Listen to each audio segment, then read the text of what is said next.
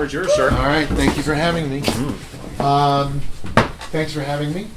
How many months ago did DSA speak at Journey? Oh, God, maybe 4 or 5. September. September. So I get to book a lot of the folks who speak at Journey Santa Fe, and DSA, you all did a super job. You were, I think, one of our largest draws in terms of people coming to hear what you had to say, and this is sort of a return engagement. I get to come be here with you. I am running for mayor. I guess you know that. Some of you know a little bit about my background. I've worked in federal, state, and local government. In the federal government, I was in the Department of Transportation, working for the Secretary of Transportation when Jimmy Carter was president. I've written speeches for Michael Dukakis when he was governor of Massachusetts, Jim Blanchard when he was governor of Michigan, worked in the mayor's office in Portland, Oregon back in the 1970s. I also have a background in business and in entrepreneurship. I ran the Harvard Business Review for a bunch of years and then started my own magazine in 1993 called Fast Company Magazine. That's all about entrepreneurship, innovation, the creative economy. Our basic tenet was that done correctly, business can both do good and do well. That companies that actually make a difference in the world treat their people well, treat the community well, treat the environment well, and in the process do good in the world and find a way to make a profit. My campaign has essentially been positioned in this race as what I called from the get-go a big tent, which I think I stole from Franklin Roosevelt. At least that was my intention. I grew up as, my mom and dad, particularly my dad, was a FDR Democrat, and that was the household I grew up in, where you pitch a very big tent and you invite everybody under it. We have, if you go to our website, 500 plus people have endorsed me, from folks like Robert Reich out in California to Tiger Abeta in District 3 and Valerie Espinoza, a host of folks who represent, I think, a very wide and diverse swath of the Santa Fe community. And that's on purpose, because I think we are living in a time when the city is very divided and very, there's a lot of adversarialism, unfortunately, more than I remember in my time here in Santa Fe. A lot of it, I think, is a result of the soda tax, which unfortunately turned into a very ugly campaign around them versus us. Doesn't matter who's them and who's us.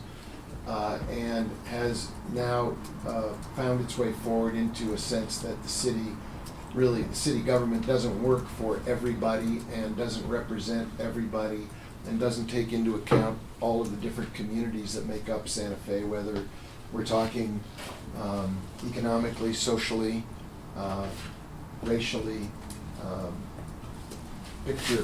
Pick your list of organizing principles. The city feels very broken up, and that was the reason why I proposed that there would be a big tent and that there would be a place for everybody who had a point of view, who wanted to come and make their voices heard. The things that I look at when I think about the city going forward, you're the IT guy. I divided my campaign just conceptually or metaphorically into the software of the city and the hardware of the city. The software, I think, has to do with a lack of trust in city government, this sense of being a divided community, feeling that city government really is broken and doesn't work for people, and that the city government doesn't do what it says it's going to do with your money, with tax dollars, with the way it solves problems. If you haven't already read the so-called McHarg report, maybe you have, it's on the city's website, and it outlines, it's called the Fraud Audit Report. The firm that did it is an Albuquerque audit firm named for the woman who's the leader. Her name is McHarg. it outlines all the ways in which for some time, many years, not just the last 4 years, but previous mayors as well and previous councils as well, the city has been very poorly managed and has not taken care of its workforce, has not taken care of the community. You asked me informally, what's the difference between being in business and being in the mayor's job? And one of the things that is the same, there are many differences, but one of the things that is the same is the need to be a good manager and actually to recognize that any organization, whether it's a business or a city government, is only as good as the people who work in it and the way in which they're treated and the way in which they're managed. We have historically and for a long time not managed the city employees, not given them annual or even more frequent performance reviews, not given them recognition when they do something well. We have not given them policies, programs, procedures to follow, and we have not given them the tools to do their job. And I think the result is a lot, again, if you think about the software of the city, a lot of anger and animosity between people who want to get things done and the people who are supposed to help them get those things done.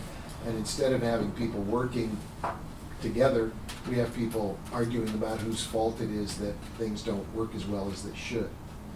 So the software has to do with trust, competence, responsibility, bringing people together, unifying the city, changing the dialogue and the interaction between neighborhoods and the city government. The hardware is the stuff that people in campaigns typically focus on, and Nate was talking about water as an example. I think as I've been knocking on doors and trying to listen to what people tell me they care most about, the things they say they care most about typically are education. No surprise, you brought that up this morning. Jobs and housing as two interlinked issues. Safety, policing, community policing, immigrant rights, the environment, and can Santa Fe be a more sustainable city going forward? Those are some of the key ones that come up repeatedly. And then sort of a step back, which is how does the city actually both preserve the history that people are very proud of and the legacy of our being the oldest state capital in America, but pivot to the future and have ideas that actually represent what we want to be going forward. And my website, alanweberforsantafe.com, has a lot of things I've written about that and said about that. There's another website that I did for the last 4 years before I got into this race called onenewmexico.com. It represents the white papers and research work I did after 4 years ago I ran for Democratic nomination for governor and finished second to Gary King. And when I didn't win the nomination, I didn't stop. I started working on things that were part of that campaign that I thought ought to be carried forward. So if you want to look at those papers, there's documents on why right to work is a catastrophe, and a little bit about the history of right to work. I'm not sure if everybody knows that right to work was originally invented as a concept by a Texan who was a member of the Ku Klux Klan.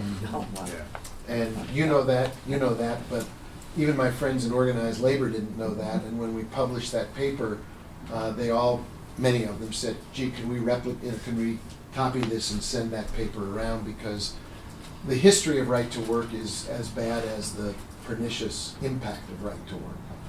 I did a paper on why mandatory third grade retention is a terrible idea. I did a paper on the microeconomies of New Mexico. I felt that it was really bad and lazy to talk about the economy of New Mexico when what we really have are micro economies. And if we think in those terms, we begin to see how we could assemble the pieces of, as Nate was saying, water, renewable energy, a set of other factors that make New Mexico special, food production. This is the legacy of New Mexico's history, if you see those as pieces that you put together, you can go forward and create a strategy that is uniquely based on New Mexico and our local assets. So all those papers are there. I encourage you to take a look. They'll give you an idea about not just what my positions are on issues, but how I think about solving problems. You've heard a lot about this mayor's race and what it's about. I believe that the shift to a strong mayor is important. When we voted to create the strong mayor position, if you read the charter, they said we're going to have a strong mayor. The strong mayor will be responsible for creating the budget, hiring, firing key people, and essentially being the executive of the city. That was all they said. That's all we voted for. So there is no job description. There is no answer to the question, how does the mayor work with the council or manage the departments? What's the relationship between the mayor and the city manager? All of that will be determined by who gets elected. It's really going to be based on who you put into that job. And my feeling is, obviously, that I would make a very good first strong mayor, that my background, both in public service and in the private sector, represents an ability to work across boundaries and solve problems in a very inclusive way. That's pretty much a summary of who I am. We can go more deeply into stuff like where I grew up, what my mom and dad did for a living, what my other background is, but I'd be happy to just be here for you and talk about what's on your mind.